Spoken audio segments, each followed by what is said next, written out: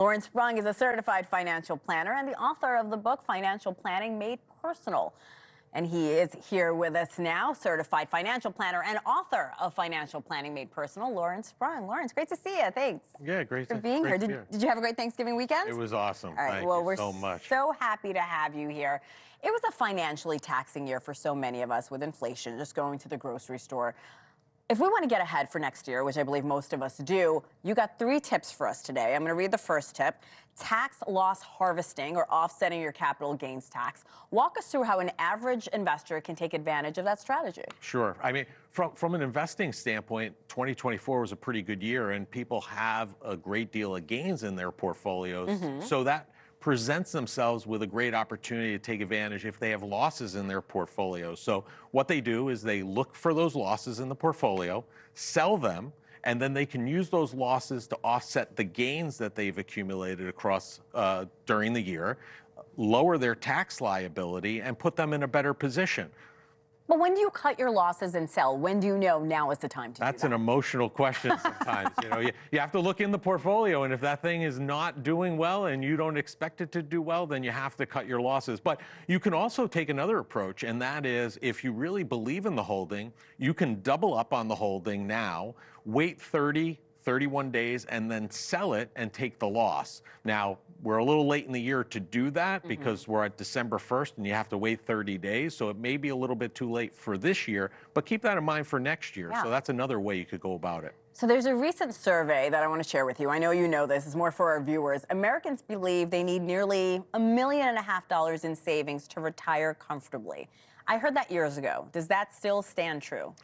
That varies very widely, right? I live on Long Island, and I don't know that that same $1 million is going to be that impactful living a life there, similar to what you are today. Yeah. Other areas of the country, that may work very well, and that's why in Financial Planning Made Personal, I talk about it's very personal. Depending upon your own personal situation, you have to figure out what you need to accumulate to live the lifestyle you want to live if and when you stop or slow down working. So what steps can we take to best prepare a retirement plan in 2025? So know that the retirement plan limits have increased for 2025. You can now, into 401ks, contribute $23,500 if you're under 50.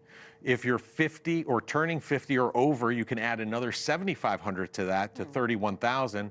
And through the Secure Act 2.0, which came into being a few years ago, if your age is 60 to 63, you can add an additional $11,250 to that 23.5. So understand how much you can put in, see what level you can contribute, and set that up for 2025 to get a head start on that. The latest Health and Human Services data found the average American spends more than $13,000 a year on medical expenses.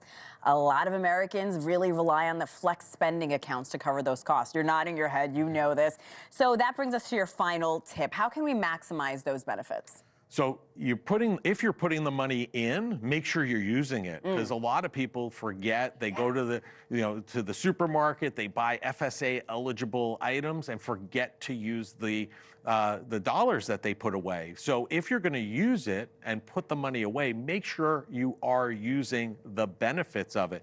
If it's something that you know you're spending money on, medical expenses, you're one of those people, $13,000 a year, then take a look if your company has an FSA that's eligible, that you're eligible for. Take advantage of it. You could put away $3,300 as an individual, $6,600 as a couple in 2025. That all goes in pre-tax, and you can use that to buy any FSA eligible items, contacts, glasses. You need LASIK surgery, Invisalign, all those things, even Band-Aids. Yeah. I mean, use it.